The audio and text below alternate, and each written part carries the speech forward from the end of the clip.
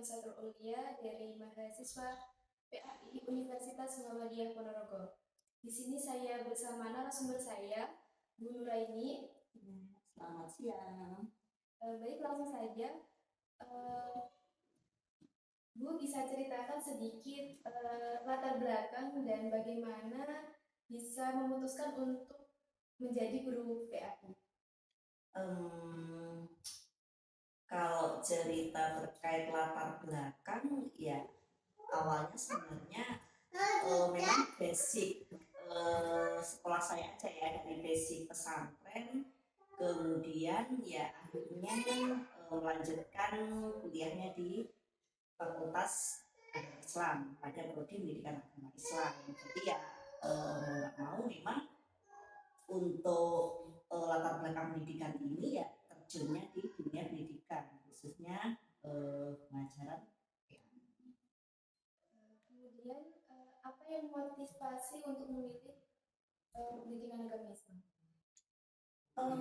Apa ya, kalau bicara motivasi sih sebenarnya ya motivasinya pertama karena teman ya, karena banyak teman-teman yang memilih jurusan itu, kemudian juga ikutan. Kemudian selanjutnya bahwa PAI ini kan sifatnya nggak hanya sementara, bukan hanya untuk orientasi kerja, tetapi kalau kita belajar PAI ini kan sebenarnya untuk membekali diri kita sendiri, kemudian juga nantinya akan bermanfaat ketika kita sudah punya keluarga, berumah tangga, itu kan bisa kita gunakan untuk mendidik anak-anak kita.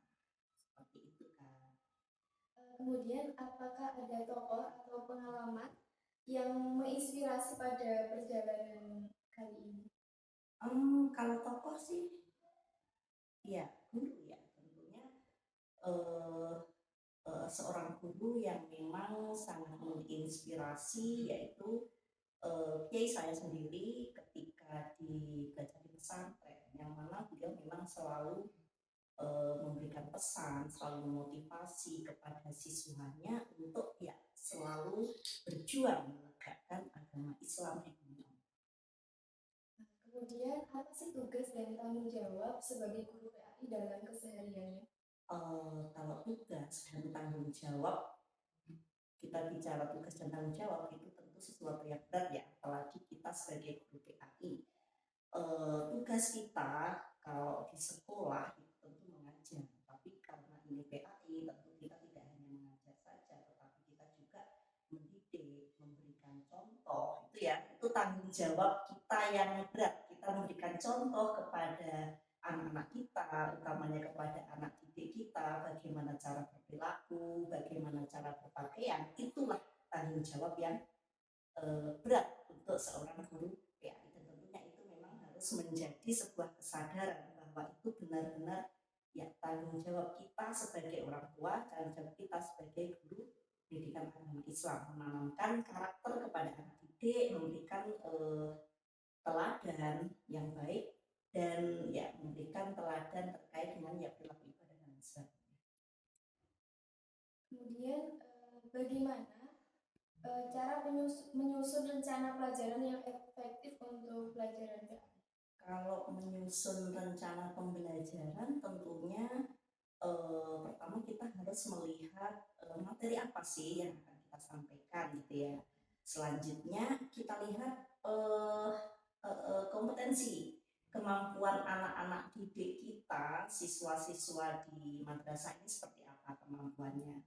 Akhirnya dengan kita mengenal kemampuan yang dimiliki oleh anak didik, peserta didik, kemudian kita tahu materi apa yang akan kita sampaikan, kita akan mudah merancang strateginya, metodenya, supaya pembelajaran materi yang kita sampaikan ini efektif dan dapat dipahami oleh siswa.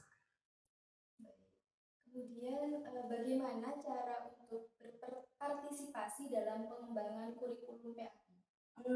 Kalau saya di sini sebagai guru tentunya ya memberikan sumbangsih pemikiran terhadap kebutuhan apa sih sebenarnya saat ini, atau tren-tren yang perlu disampaikan pada pembelajaran PAI di sekolah.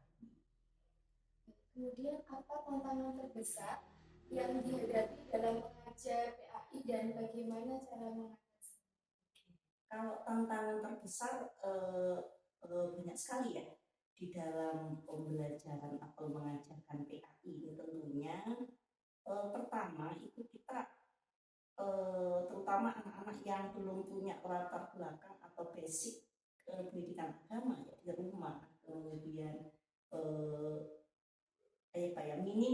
minimnya orang tua dalam memberikan atau mengenalkan pendidikan agama ini ke anak didik, tentu guru akan ya kesulitan karena kalau PAI ini kan utamanya kaitannya dengan pembentukan perilaku ya, pembentukan perilaku, kemudian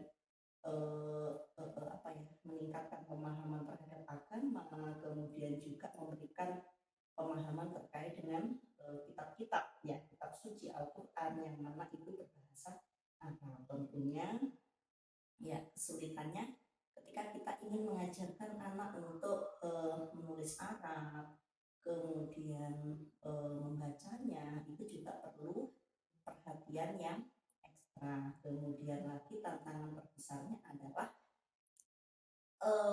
lingkungan masyarakat ya, yang mana anak-anak tumbuh kembang ini lingkungannya adalah lingkungan yang kurang mendukung terhadap perkembangan anak-anak. Apalagi kalau di desa-desa ini kan banyak masjid-masjid yang kurang ramah anak, ya kan? Akhirnya kan ya bagaimana kita mengajarkan anak didik supaya rajin ke masjid, kemudian ketika di masjid mereka mendapatkan perlakuan yang kurang ya gimana ya, kalau anak-anak namanya dunia anak-anak kan tentunya di masjid ya sering ribut, kemudian banyak bermain, kemudian ada beberapa orang yang merasa terganggu. Akhirnya itu kita juga ya gimana ya, kita memang harus benar-benar menanamkan kebiasaan perilaku ibadah dan lain sebagainya ini harus kita bekalkan benar-benar di sekolah melalui program pembiasaan biasanya di sekolah. Kemudian metode pembelajaran apa yang digunakan agar PAI itu lebih menarik? Di sini kalau kita bicara supaya PAI lebih menarik, pembelajaran PAI lebih menarik, tentunya kalau saya sih lebih senang memberikan metode keteladanan ya. Jadi guru cukup memberikan contoh yang baik, bagaimana cara mengamalkan apa yang sudah kita pelajari itu dalam kehidupan sehari-hari. Kalau di dalam kelas ya tentu saya lebih senang menggunakan metode-metode audiovisual yang mana ini juga sesuai dengan karakteristik anak ya. Tentunya kan anak akan senang kalau kita pertontonkan, misalkan kita menceritakan terkait dengan kisah Nabi, kita putarkan YouTube di situ, kemudian anak-anak akan kita tanya. Tentunya dengan memutarkan YouTube, anak-anak akan paham gitu ya. Oh ceritanya begitu, Nabi itu atau tokoh ini karakternya seperti ini. Baik, kemudian bagaimana peran teknologi dalam pengajaran PAI? Peran teknologi ya, sekarang kan mau nggak mau memang kita harus menggunakan teknologi dalam pembelajaran. Kita nggak bisa memaksakan anak didik kita itu belajar seperti ketika kita dulu belajar menulis, menghafal, itu nggak bisa. Jadi ya teknologi memang berperan sangat penting sebagai media pembelajaran untuk anak-anak. Seperti tadi YouTube itu akan memudahkan anak untuk memahami materi atau pesan yang ingin disampaikan. Kemudian apa tantangan dan manfaat menggunakan teknologi dalam pendidikan agama? Kalau manfaatnya banyak. Pertama ya anak-anak tentu akan mudah memahami gitu ya. Kemudian anak-anak juga tidak akan merasa jenuh.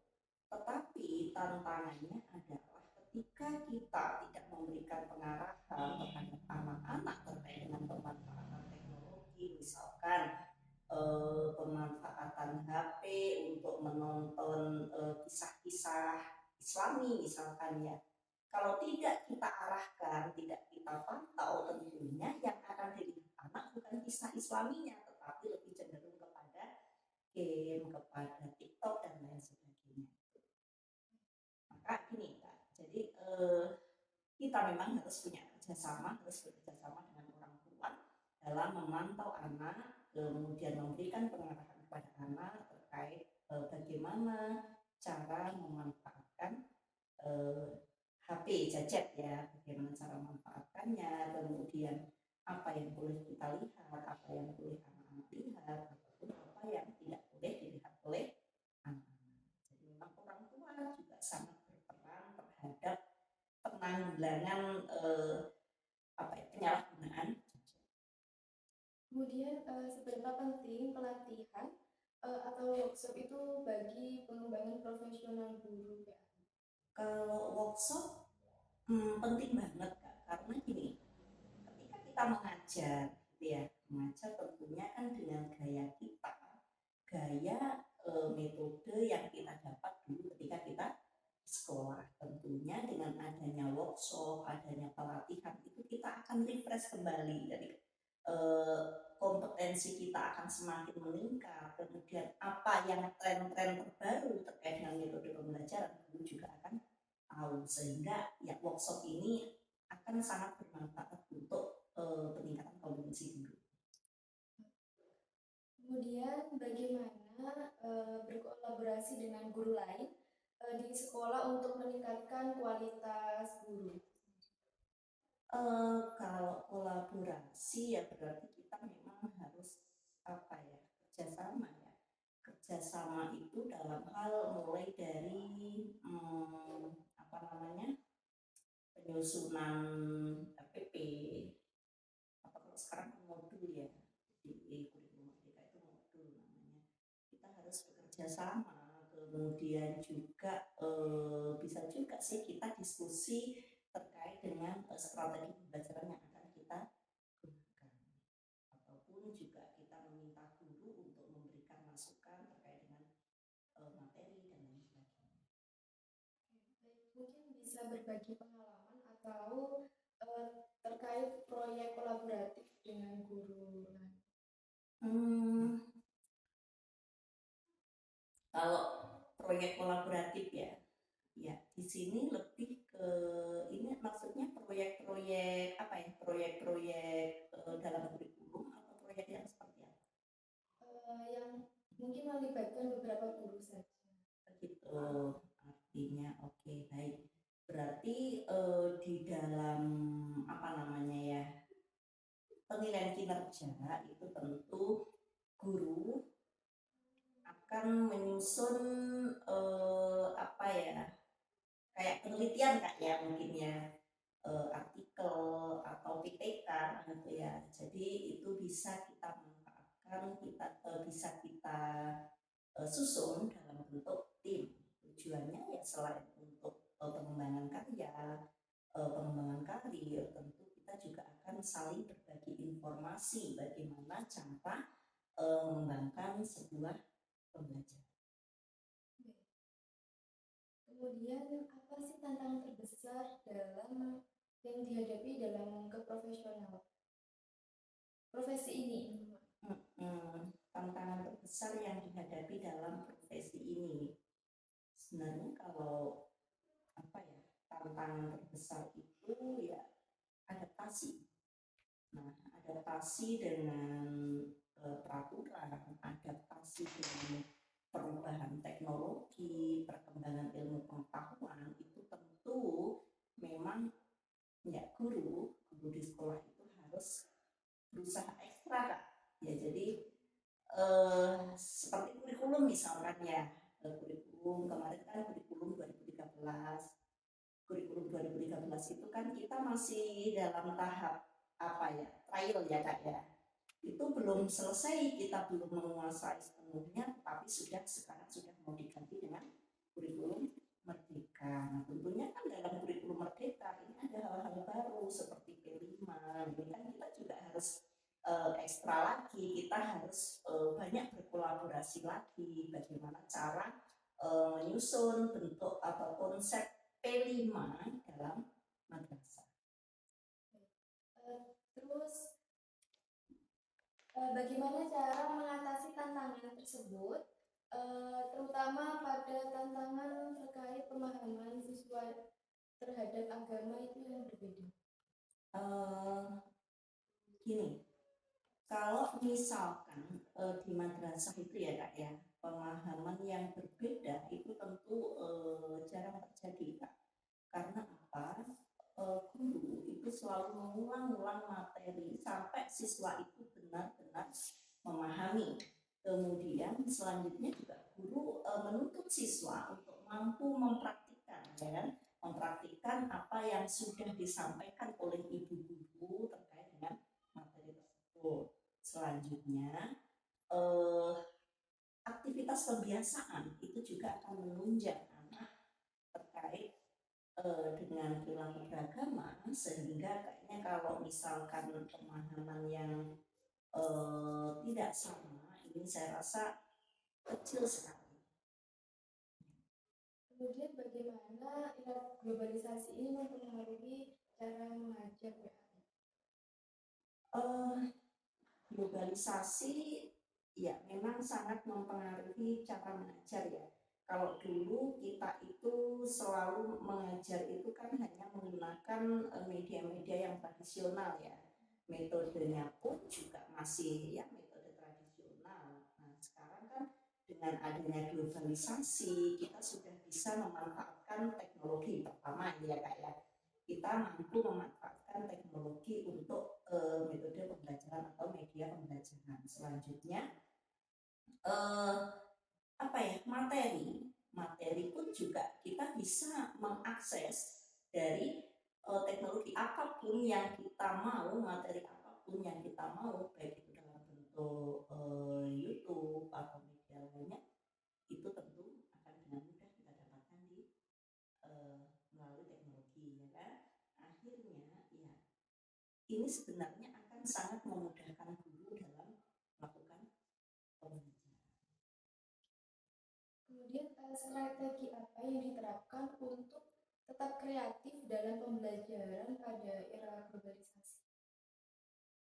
Supaya anaknya tetap kreatif ya dalam pembelajaran, tentunya ya guru memang harus melakukan harus banyak memotivasi siswa. Kemudian juga aktivitas-aktivitas yang dilakukan oleh siswa itu apa saja itu memang harus benar-benar kita rancang secara matang dalam RPP. Jadi biar nanti tujuannya, kemudian efektivitasnya dan lain-lain itu dapat. Kemudian bagaimana cara mengevaluasi efektivitas proses pembelajaran? Cara mengevaluasi efektivitasnya berarti ada beberapa hal yang kita lakukan. Pertama kita lihat dari hasil evaluasi ya Kak ya, yang mana kita lakukan pertama itu berdasarkan hasil pengamatan di kelas, kemudian juga dari hasil tugas yang kita berikan, dari ujian dan lain sebagainya. Itu ya itu Kak. Kemudian apakah ada feedback dari siswa maupun orang tua yang sangat berkesan? Kalau sampai saat ini sih belum ada sih ya feedback dari siswa maupun guru itu. Mungkin bisa ceritakan momen atau pengalaman yang menunjukkan dampak positif dari proses pembelajaran PAI. Coba diulangi Kak. Bisa ceritakan momen atau pengalaman yang memberikan dampak positif pada pembelajaran PAI. Oke, baik. Jadi gini, di PAI itu kan memang utamanya selain pembelajaran terkait dengan ibadah ketuhanan, tentu adalah pembelajaran penanaman karakter. Nah, melalui penanaman karakter di dalam pendidikan agama Islam ini, contohnya ya anak-anak kalau sama gurunya, ketemu dengan gurunya itu tentu mengucapkan salam, kemudian juga saliman sambil cium tangan, gitu kan. Mungkin ada pesan atau saran untuk bagi mahasiswa yang ingin menjadi guru PAI? Oke, baik. Untuk mahasiswa yang ingin menjadi guru PAI, tentunya ya tetap semangat ya. Guru PAI itu adalah guru yang luar biasa dan insya Allah guru yang akan nanti tetap terpakai ketika di akhirat. Ilmu yang akan disampaikan oleh Bapak Ibu guru PAI tentunya akan menjadi amal jariah gitu ya, yang tetap akan mengalir pahalanya sampai nanti di akhirat. Kemudian juga selain itu guru PAI itu akan bermanfaat kapan saja, di mana saja. Kemudian mungkin bagaimana cara untuk mempersiapkan diri dalam profesi PAI sendiri? Oke, ingin menjadi guru PAI ya Kak ya. Berarti pertama ya memperbaiki diri. Ya, karena kita akan menjadi guru itu kan kalau istilahnya digugulan ditiru, maka pertama yang harus kita lakukan tentu kita memperbaiki diri dulu, kemudian juga selanjutnya meningkatkan kompetensi kita dalam bidang pengajaran pendidikan agama Islam. Kita harus menguasai materi, itu yang utama ya Kak ya. Kemudian selanjutnya ya apa ya, bagaimana cara mengajar PAI itu tentu yang harus dikuasai oleh calon guru PAI. Kemudian apa harapan untuk masa depan pendidikan PAI yang ada di Indonesia? Ya, harapannya bahwasannya pendidikan PAI ini tidak akan tergilas dengan globalisasi ya, tidak akan tergilas dengan adanya perkembangan teknologi. Sekarang kan yang lagi tren itu adalah IE ya Kak ya. Semua apapun yang akan kita cari, apapun yang akan dilakukan itu ya bisa kita cari sumbernya dari IE. Bahkan kan informasinya 5 tahun ke depan ruang guru itu sangat sedikit ya, karena semuanya akan digantikan oleh IE. Dan kita lihat memang di beberapa bidang sekarang kan sudah mulai banyak mengurangi tenaga kerja kan ya. Maka dengan adanya pendidikan agama Islam ini, maka sesuatu yang tidak akan diperoleh melalui IE. Ya, teknologi itu seberapa canggihnya, dia bisa memberikan informasi apapun yang kita mau. Tetapi satu yang harus digarisbawahi bahwa teknologi tidak memiliki hati, ya kan? Sedangkan kita ketika mendidik, ketika mengajarkan pendidikan agama Islam itu kita tidak hanya sekedar menyampaikan materi, tetapi kita harus mendidik anak-anak, memberikan dengan rasa, gitu kan ya, supaya apa? Harapannya anak-anak memang memiliki perilaku yang mulia. Terima kasih Sama-sama atas jawaban yang telah disampaikan ya. Dan semoga jawaban itu tadi dapat memotivasi mahasiswa maupun guru-guru lainnya. Iya. Itu saja dari saya. Sekian, apabila ada kurang lebihnya saya mohon maaf. Akhirul kalam. Wassalamualaikum warahmatullahi wabarakatuh. Waalaikumsalam warahmatullahi wabarakatuh.